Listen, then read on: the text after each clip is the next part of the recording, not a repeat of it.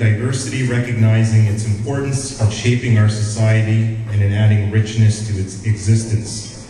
My family showed me by their example how wonderful and vibrant life is, and how wonderful and magical it is to have a Filipino background. They taught me to love being a Filipino and to love Canada and value its lesson that great things could be achieved if one works for it. It is now a given that Canada has become a land of welcome, a pluralistic and multi-ethnic society.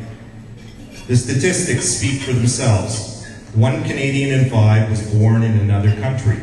In some urban centers like Toronto and Vancouver, nearly half the population are first-generation immigrants. The percentage of Canadians belonging to visible minorities has tripled in 20 years.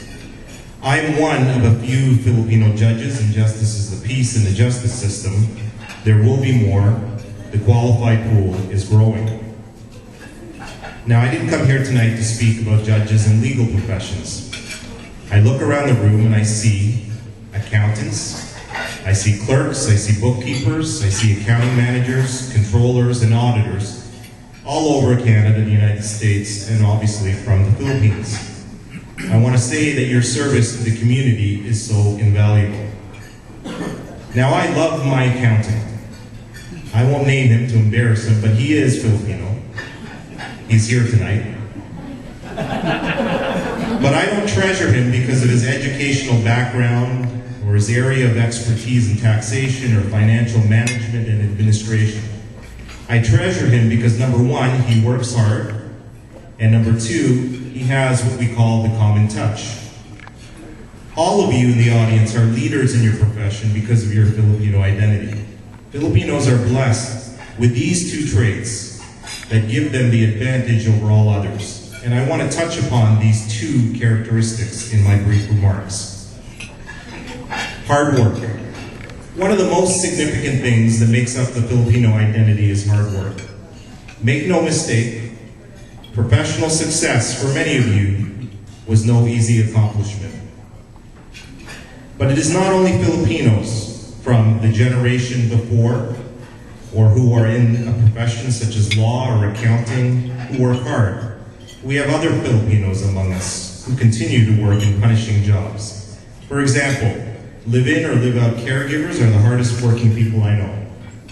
Most of these women, Filipino, are paid minimum wage and come to Canada so that Canadian women can resume their careers because it frees them from childcare and housework. Many of them also care for the elderly and sick in Canada. Whenever I'm sitting on a long case and feeling overwhelmed, I catch my breath and remind myself that working on a case pales in comparison in having to take care of my 3 children all day. And I think of my own caregiver and our own caregiver. Still others have come to Canada as part of the temporary foreign workers program. They work in hotels, food chains, service industries, constructions, and farms. They work punishing hours. Sometimes they are not paid overtime, yet they do their work day in and day out. These are individuals who know the meaning of hard work, and I admire them, and I thank them for showing the way. So it is in the Filipino gene, I say to you, that we are hardworking people. Now, the other trait I have mentioned is the common touch. Let me talk to you about the importance of the common touch. In a wonderful article called The Tagalog Connection, found in the scholarly journal Canada-Asia Agenda, Eleanor Lakian and Aphrodisio Lakian have made the careful observation that most Filipino immigrants have come in under the radar, and unlike other immigrant groups, have been able to integrate into Canadian society seamlessly.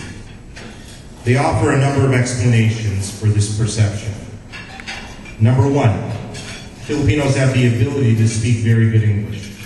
Obviously, this is in large part due to the United States colonization of the Philippines after 1898. Number two, Filipinos have a globalized and westernized outlook. This is not true of other Asian countries. Having been a colony of Spain for 300 years and the United States for 50, this is not surprising. Number three, Filipinos do not tend to live in only certain sections of a major city. We are spread out. For example, in Toronto, there are really no identifiable sections of Toronto or any other major Canadian city that has a Little Manila or a Pinoy town. Most Filipinos live close to their place of work, but as soon as they can get a mortgage, they buy in the best area they can. And after moving in that area, they participate in the neighborhood activities and become integral members of the community. We've heard some of them acknowledged here tonight. And the list goes on.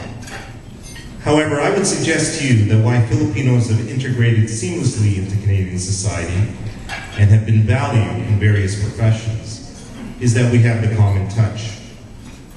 Chief Justice Winkler of the Ontario Court of Appeal, in an address to Ryerson University students, recently defined what it meant to have a common touch. And he quoted from the poet Rudyard Kipling. If you can talk with crowds and keep your virtue, or walk with kings nor lose the common touch, yours is the earth and everything that's in it. The chief goes on to explain in his address what is meant by having the common touch. When I read this speech, I was struck by how descriptive it is of all Filipino professionals. First, all Filipinos can relate to people at all levels. There's nothing phony or insincere about a Filipino Canadian. We speak direct, ordinary language on just about any topic, no matter how complex or sophisticated. The community is made up of leaders in accounting, medicine, law, fashion, and entertainment. Many of you, accountants in the audience, are well versed in complex accounting principles, and you would be able to discuss them without any hesitation. Such terms as the GAR principle, spousal rollovers, pension income splitting. Yet, I guarantee you those same accountants would be well versed in speaking about Manny Pacquiao and how he should have fought Floyd Mayweather. For anyone who needs them, regardless of social class or stature. If you go to church functions, you know this. We speak down to no one. We are very much at ease with ourselves and with others. People are happy in our company. Filipinos are good communicators. We know they are excellent entertainers. However, have you taken a look at some of the writing in Filipino dailies? I suggest to you that if you scan the pictures and the ads and really look at that writing, there are many talented editors, authors, who are submitting opinion pieces of such quality that you would think they should be writing in the Globe and Mail or Maclean's. More to the point, I'm sure that those of you who write reports for your companies do so with such eloquence that you put legal judgments to shame. Filipinos have time for their family, and we understand the importance of a spouse, children, and friends. We know that these are the people who keep us grounded and matter most. They will be the first to tell you that if you get a little headstrong, they will remind you daily of what true loyalty means and where it lies. So my simple point is this: every professional in this room, by virtue of the fact that they are Filipinos, embody the notion that good values, loving families and friends, as well as good education are the processes to become leaders in the profession. And in return, people of all walks of life relate right back to you. You are all good at what you do because you have what is known as the common touch. And the point that Chief Justice Winkler was making to his audience of young lawyers was that as professionals, you must deal with your clients. And I have no doubt that all of you treat all people with respect. You must treat all your clients alike, the young and the vulnerable, the disabled and the elderly, the rich and the poor, the star and the outcast, those above you and those beneath you in a social and financial status. Treat them alike as though they were your own family. Be available to them when they are in need, even when you're busy or tired. Listen to them and learn from them, and do not lose that touch because the world is yours. In closing, I would like to stress that organizations such as this one must continually push its members towards excellence. For the senior members of the profession, you are mentors and role models for the younger professionals. As an organization, you must set high expectations for your members. That starts with educational conferences such as this one. Senior members must show the younger members the importance of hard work and the common touch. Be an ear and a shoulder to climb on. You will find mentoring to be extremely satisfying. I would also encourage this organization to actively contribute to the subject of race relations in the broader community. In my view, this can only be provided by widespread community commitment. Filipinos need to get it out there that we do indeed have the common touch, that we are leaders.